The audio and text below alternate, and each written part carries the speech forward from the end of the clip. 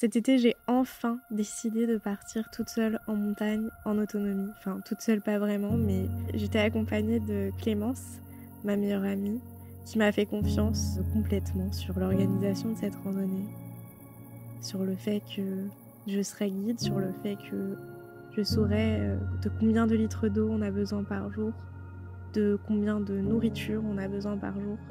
Bref, c'est pour la première fois de ma vie que j'endossais ce rôle. J'étais tellement stressée de me lancer dans cette randonnée, ça paraissait complètement inatteignable pour moi parce que j'ai toujours été un peu passive.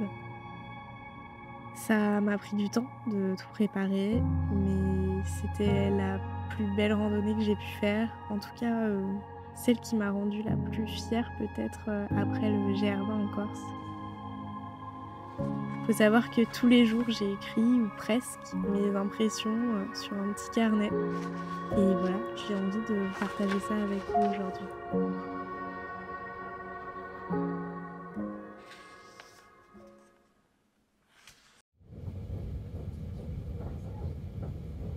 « 14 juillet 2022, 7h30. Dans 1h30, nous entamons le début de notre randonnée en autonomie. Je suis un peu stressée, j'ai l'impression de faire quelque chose de grand, alors que ça n'est pas grand-chose. C'est banal de marcher sur un GR. Nous suivons les traces de tout le monde, mais je suis contente que l'on suive ces traces à deux. La poésie du banal a du bon parfois. Et puis, quand nous installerons notre bivouac et que nous verrons le soleil rencontrer la montagne, nous serons bien heureuses d'être de simples marcheuses.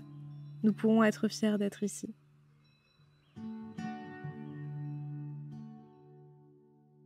De mon côté, mon départ n'est pas étonnant. Clémence, elle, a reçu certaines remarques, dont celle d'un homme qui a insinué qu'elle serait rentrée dans 2 jours, qu'elle abandonnerait. Nous allons simplement marcher. Il suffit que ce soit en montagne pour que certains n'y croient pas. La montagne, pourquoi ne peut-elle pas être un terrain de jeu et d'émerveillement pour les femmes aussi ?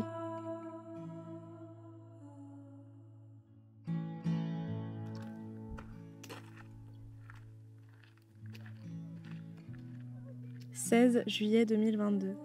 2 jours plus tard. J'aurais aimé écrire tous les jours. Je me suis laissée emporter par la beauté de ces paysages. Pour la première fois, j'ai vu le Mont Blanc et j'ai compris pourquoi il y avait ce désir d'aller là-haut.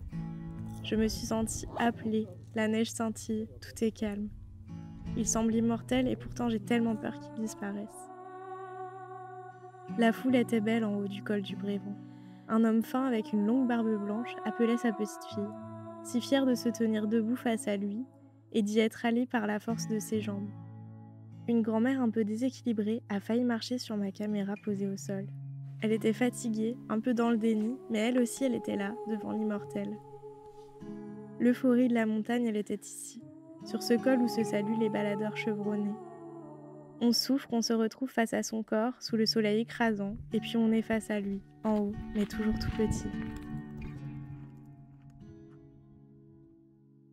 L'euphorie face au Mont Blanc, à imaginer tous les sentiments et toutes les histoires singulières qu'il renferme.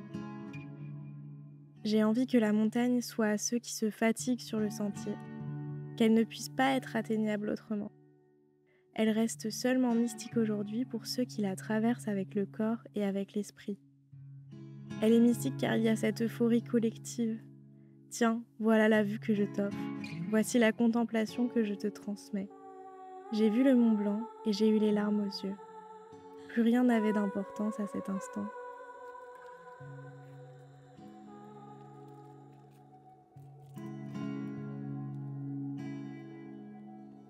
« 17 juillet. Aujourd'hui, la montagne ne nous a pas offert grand-chose. Nous étions trop bas, sur des chemins trop larges. Louis a été la surprise de cette journée. Il marchait derrière nous et nous avons commencé à discuter.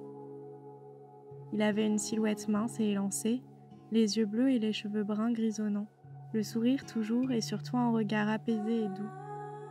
Il allait finir le tour du Mont Blanc et nous avons eu la chance de croiser sa route. Bien sûr, vient cette question. Que fais-tu dans la vie ? Il était compositeur de musique pour des films. J'ai toujours l'impression que la montagne est entremetteuse. Elle nous offre des amitiés éphémères, des échanges sur la vie, le corps et l'esprit, et parfois sur les passions qui nous animent. Prise dans cet échange, Nous n'avons pas vu la montée. En moins d'1 heure, nous avions effectué le dénivelé de la journée. Une partie en parlant avec Louis, une partie en parlant de lui. Il marchait rapidement, tenant son bâton en équilibre au-dessus de ses épaules. Nous étions derrière, à vouloir être un jour comme lui, le corps aussi léger dans la montagne. 18 juillet. Une pause au refuge de la Croix du Bonhomme après 1400 mètres de dénivelé. Nous pensions que c'était une étape difficile, mais finalement, comme dirait notre récente rencontre Louis, notre corps nous a fait un cadeau et nous avons pu finir notre parcours du jour très tôt. Nous décidons d'être audacieuses et d'avancer jusqu'au prochain refuge.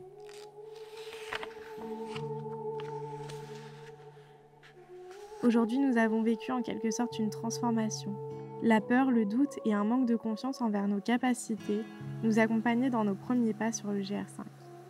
Aujourd'hui, nous sommes allés plus loin, symboliquement aussi. Alerte sur notre consommation d'eau, nous avons pu aider un marcheur dans le besoin. En haut du col du Bonhomme, il était affaibli et déshydraté. Il n'avait pas su anticiper sa consommation d'eau pour monter jusqu'ici.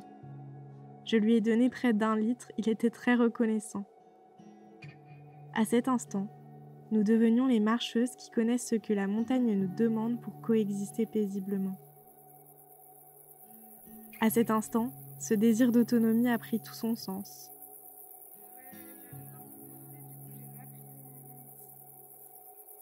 Mon micro de caméra est pas si mal.